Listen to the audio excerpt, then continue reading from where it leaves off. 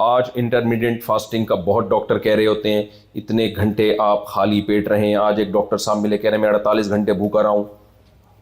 ایک نے کہا میں 72. میں نے کہا پتہ نہیں پھینک رہے ہیں یا حقیقت ہے اللہ بہتر جانتا ہے. خیر 72 رہ گئے ہوں گے کہ بھئی بالکل بھوکا رہ کے نا بالکل باڈی کو بڑا اسٹرانگ کر لیا وغیرہ وغیرہ. آپ نے کہیں 72 گھنٹے بھوکے رہیں, بیلنس ختم ہو جائے گا اس سے, سمجھ رہے, بیلنس بچا کے رکھنا ہے. تو اب پھر وہیں دیکھ رہے ہو آپ لوگ, میں وہیں آگے بڑھ جاتا ہوں پھر. اچھا خیر, بس بات کو میں سمیٹ کے ختم کر رہا ہوں.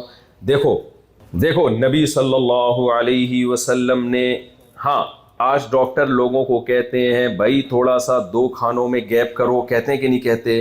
اتنے فضائل سناتے ہیں اس سے کینسر نہیں ہوگا, میٹابولزم مضبوط ہو جائے گا, ٹیسٹوسٹیرون لیول حدیں توڑ کے باہر نکل جائے گا, اور وغیرہ وغیرہ, یہ ہو جائے گا وہ ہو جائے گا. کرتے ہیں لوگ؟ نہیں ہوتا بھائی, 2-4 دن ہوگا اس کے بعد چھوڑ دو. محمد صلی اللہ علیہ وسلم نے 1400 سال پہلے کہا کہ رمضان کے مہینے میں بھوکا اور پیاسا رہنا ہے.